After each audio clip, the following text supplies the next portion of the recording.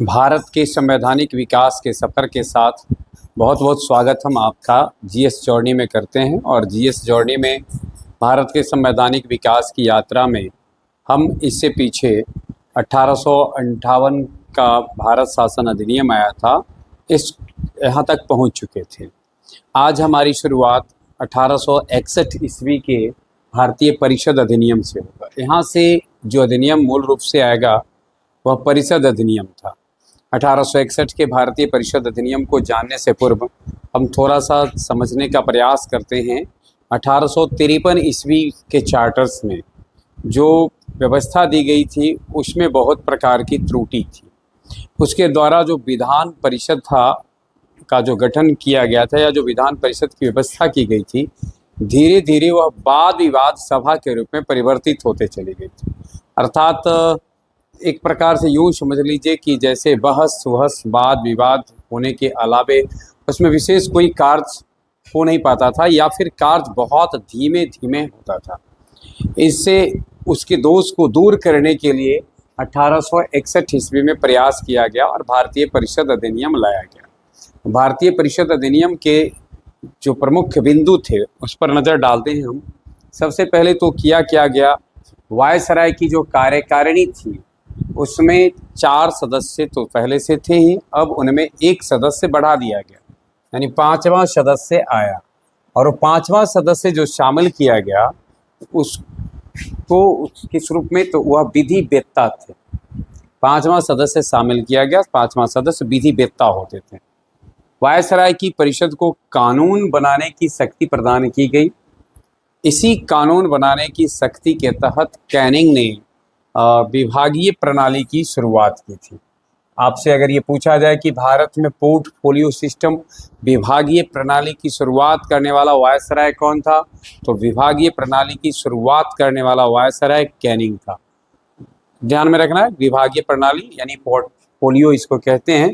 और इसके द्वारा यह व्यवस्था की गई कि प्रशासन का प्रत्येक विभाग एक व्यक्ति के अधीन होगा, एक निश्चित व्यक्ति के अधीन प्रशासन का प्रत्येक विभाग होगा।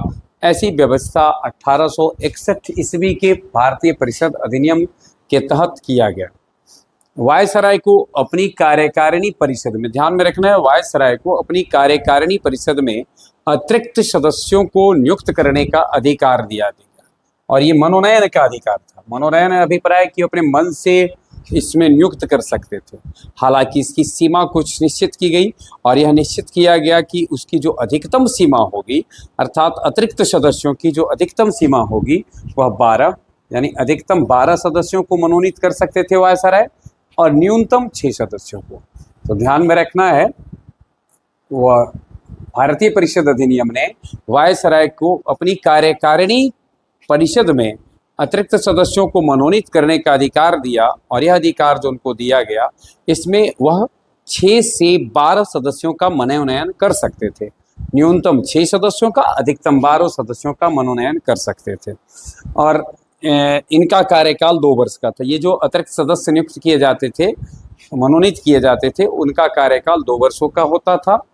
और इनमें से आधे सदस्य ऐसे होने थे जो गैर सरकारी थे, यानी आधे सदस्य ऐसे हो जिनका कि सरकार से कोई रिश्ता नहीं हो, सरकार के किसी पद पर नहीं रहे हों। तो अब इसके आगे देखते हैं कि इसमें और क्या व्यवस्था की गई थी।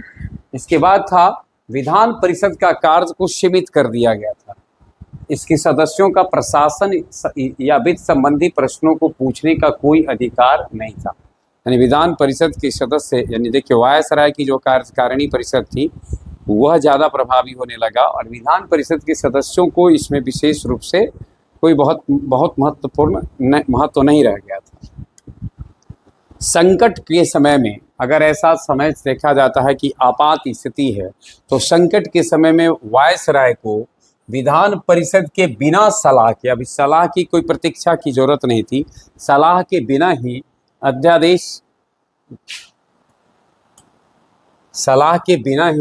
अध्यादेश जारी करने की अनुमति प्रदान की गई। और इन अध्यादेशों की क्रियाशीलता, ध्यान में रखिए क्या कि जब अगर संकट की स्थिति है तो संकट के समय वायसराय को यह छूट दी गई कि आप बिना विधान परिषद के सलाह के, बिना विधान परिषद की सहमति के अध्यादेश जारी कर सकते हैं। और इस अध्यादेश की जो क्रियाशीलता थी, यानी यह अध्यादेश 6 मास के लिए बाध्य था, 6 मास के लिए होता था। यानी इस अध्यादेश की जो विशेष आपातकाल संबंधी जो अध्यादेश थे उसकी अवधि पूछा जाए तो 6 मास थी। चलिए, इसके बाद बम्बई तथा मद्रास प्रांतों को, जैसा कि हमने देखा था 1833 ईस्वी के चार्टर के द्वारा बम्बई तथा मद्रास प्रेसिडेंसियों को कानून बनाने की शक्ति समाप्त कर दी गई थी, यानी वो अपने लिए कानून नहीं बना सकते थे। लेकिन फिर से एक बार बम्बई तथा मद्रास प्रांतों को अपने लिए कानून बनाने तथा उनमें संशोधन करने का अधिकार प्रदान कर दिया गया। तो यदि हमसे यह पूछा जाता कि मुंबई और मद्रास प्रेसिडेंसी को कानून बनाने का अधिकार किसके द्वारा समाप्त कर दिया गया था, तो था 1833 का चार्टर के द्वारा। और जिसके द्वारा पुनः दोबारा उसे दिया गया वह अधिनियम वह था भारतीय परिषद अधिनियम 1861 का। तो इस प्रकार से हमारा जो भारतीय परिषद अधिनियम 1861 था, उसमें अगर ये समझा जाता तो इसमें मूल रूप से क्या था, तो मूल रूप से हमें यह देखना था कि वायसराय को संकटकालीन निर्णयों लेने का अधिकार दिया गया। उसके साथ साथ उसको अपने एग्जीक्यूटिव काउंसिल में अतिरिक्त सदस्यों को मनोनीत करने का अधिकार दिया गया। ये सदस्य जो मनोनीत किए जाने थे उनकी संख्या 6 से लेकर 12 हो सकती थी और इनका कार्यकाल 2 वर्षों का होता था और इनमें से आधे को कम से कम गैर सरकारी होना अनिवार्य था। इसके अलावा बम्बई तथा मद्रास प्रेसिडेंसियों को अपने लिए फिर से एक बार कानून बनाने का, उसमें संशोधन करने की छूट दी गई, यानी कानून बनाने का अधिकार दिया गया, संशोधन करने का भी अधिकार दिया गया। अब इसके बाद भारतीय परिषद अधिनियम के आ जाने के बाद छोटे छोटे अधिनियम आए जो वायसराय के जो एग्जीक्यूटिव काउंसिल थी, कार्य परिषद थी, उसके अधिकारों को थोड़ा बढ़ाने का काम किया।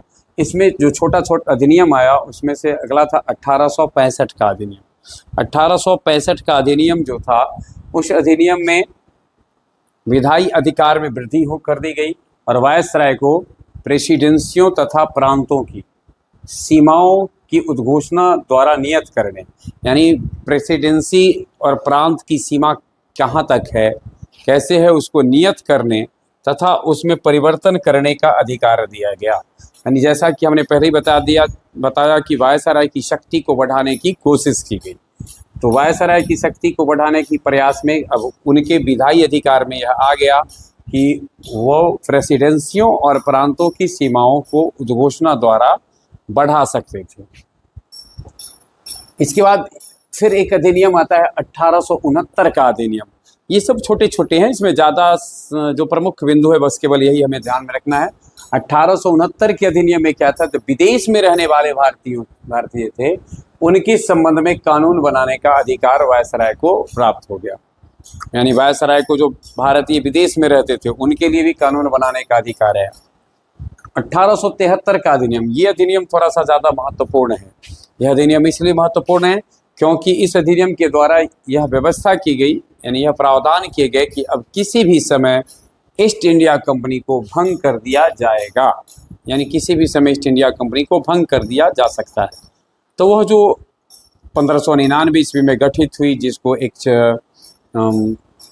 यानी कि एक चार्टर मिला, जिसके तहत भारत में व्यापार या पूर्व के देशों से व्यापार करने का उनको एक पत्र मिला था, और जो कहानी वहाँ उसके बाद से शुरू हुई 1608 ईस्वी से होकर के आगे बढ़ी, वह 1874 ईस्वी के 1 जनवरी को औपचारिक रूप से ईस्ट इंडिया कंपनी के भंग होने की घोषणा कर दी गई।